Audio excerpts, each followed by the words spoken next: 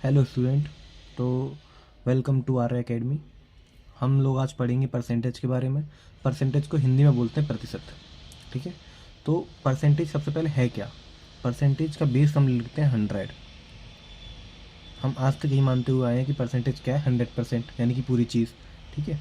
तो प्रतिशत का बेस क्या है? 100। अगर मान लो मुझे 1% से परसेंट हटाना है तो मैं क्या करूँगा? 1/100। अगर मुझे 1 से परसेंट में जाना है तो मैं क्या करूँगा? Multiply by 100। ठीक है। यानी कि ये हो जाएगा आपका 100%। ठीक है।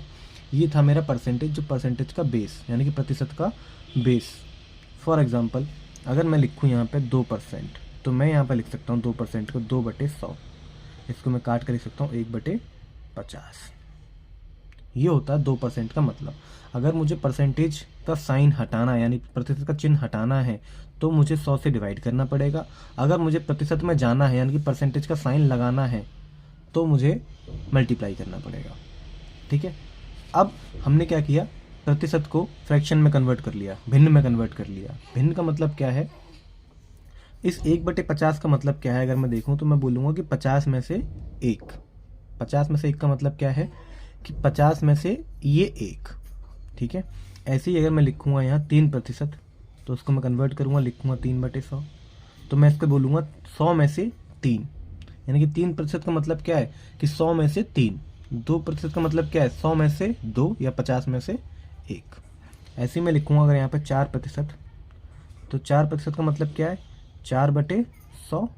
इसको मैं काट दूँ तो 1/25। या तो मैं ये बोल दूँ कि 100 में से चौथा हिस्सा, या मैं बोल लूँ 25 में से एक हिस्सा। ये होते हैं फ्रैक्शंस।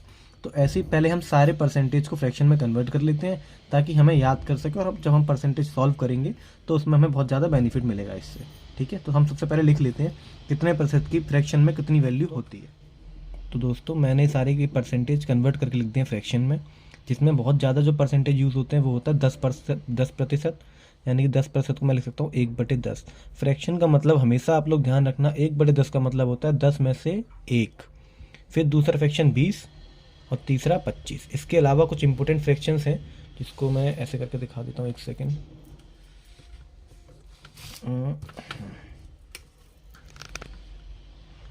जिसमें कुछ बहुत ज़्यादा यूज़ होने वाले फ्रैक्शंस हैं और बहुत ज़्यादा कंफ्यूजिंग फ्रैक्शंस हैं। ये है 14 2/7 को मैं लिख सकता हूँ 1/7। 66.66% को मैं लिख सकता हूँ 2/3। 33.33% को लिख सकता हूँ मैं 1/3। 33 सही 1/3 को लिख सकता हूँ मैं 1/3। ठीक है।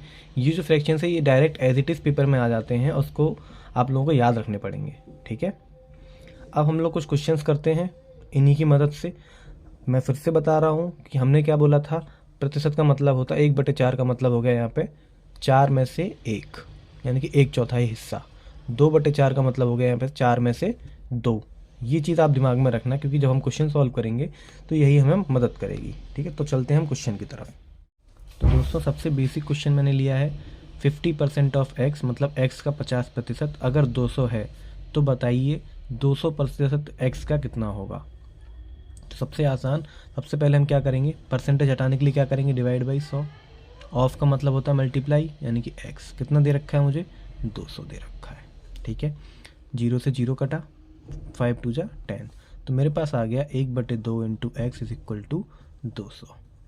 दोस्तों, ये डिवाइड में है तो उधर जाके क्या हो जाएगा? मल्टीप्लाई का। तो एक्स मेरे पास आ गया 200 इंटू का 2। एक्स कितना आ गया मेरे पास? 400। ठीक है। मुझसे पूछा कितना है? 200%। किसका? एक्स का। कैसे निकालूंगा? 200% का साइन हटाऊंगा तो 100 लगेगा। एक्स ऑफ का मतलब मल्टीप्लाई एक्स। एक्स कितना था मेरा यहाँ पे? एक्स था मेरा यहाँ पे 400। जो ये से 2 0 कट गया, ये आ गया मेरा 800। ठीक है। ये था मेरा आंसर। अच्छा, इसको और हम कैसे सॉल्व कर सकते हैं? क्योंकि ये हमारा क्या था? ये तो हमारा नॉर्मल मेथड हो गया। हम यूज़ करेंगे 50% की जो वैल्यू होती है वो होती है 1/2। मैंने अभी आपको बताया था कि फ्रैक्शन का मतलब क्या होता है? 2 में से 1। ठीक है। यानी कि 2 में से 1 की वैल्यू कितनी है? 200। तो 2 की वैल्यू कितनी होगी? 200 इंटू 2 कितना हो गया? 400। तो सीधे मेरे पास आ गया एक्स कितना हो गया? 400। 200% का मतलब क्या हो गया? 2/1। 1 की वैल्यू यहाँ कितनी थी, 400 अभी हमने जस्ट निकाली, ठीक है। फिर क्या करेंगे, मल्टीप्लाई कर दो ऊपर 400 का, हो गया हमारा 800। इस तरीके से हम भिन्न की मदद से और जल्दी निकाल सकते हैं। अगर ये दोबारा समझ में ना आया हो तो एक बार दोबारा देख लो। 1/2 को मैंने क्या बोला, 1 की वैल्यू मेरे पास 200 थी, ठीक है, क्योंकि 50% था, तो 2 की वैल्यू कितनी हो जाएगी, 400। फिर यहाँ पे आ जाओ, 200% मुझसे पूछा था, तो 1 की वैल्यू कितनी थी, 400, तो 2 की वैल्यू कितनी हो जाएगी, 800, ठीक है। ये बिल्कुल बेसिक क्वेश्चन था। तो दोस्तों ये क्वेश्चन आप लोग खुद से ट्राई करेंगे। 20% ऑफ x अगर 80 है तो x हमें बताना है। फिर से वही चीज़, 20% को मैं लिख सकता हूँ 1/5, यानी कि 1 की वैल्यू कितनी है, 80, तो 5 की वैल्यू कितनी होगी, मल्टीप्लाई बाई 80। डायरेक्ट आंसर आ गया 8 5 जा 40, 400, ठीक है। फिर से एक क्वेश्चन मैं यहाँ पर लिख रहा हूँ, अगर 30% ऑफ x इज़ 270 है तो बताओ x क्या होगा। करेंगे आप अपने आप, अगर नहीं होगा तो फिर से देख लीजिए। 30% को मैं लिख सकता हूँ 30/100, जिसको सिंपली मैं बोल लिख सकता हूँ 3/10, यानी कि 3 की वैल्यू कितनी है, 270, तो 1 की वैल्यू कितनी हो जाएगी, यहाँ से 1 की वैल्यू आ जाएगी आपके पास 90। मैंने कैसे निकाला, मैंने 270 को 3 से डिवाइड किया, तो 1 की वैल्यू मेरे पास 90 आ गई। 1 की वैल्यू 90, तो 10 की वैल्यू कितनी, मल्टीप्लाई कर देंगे हम 900, ठीक है। क्योंकि हमारे पास टाइम थोड़ा सा कम होता है, इसीलिए हम जल्दी से जल्दी क्वेश्चन सॉल्व करने की कोशिश करेंगे। मैंने आपको इसका प्रॉपर मेथड भी बता दिया और मैंने आपको इसकी शॉर्ट ट्रिक भी बता दी कि आप जल्दी से जल्दी कैसे निकाल सकते हैं। अगर आपको मेरा तरीका पसंद आया तो मेरी वीडियो को लाइक करें, सब्सक्राइब करें। इसका अगला पार्ट, परसेंटेज के अगले जो टाइप्स आएंगे वो मैं अगले पार्ट में कराऊंगा। Thank you.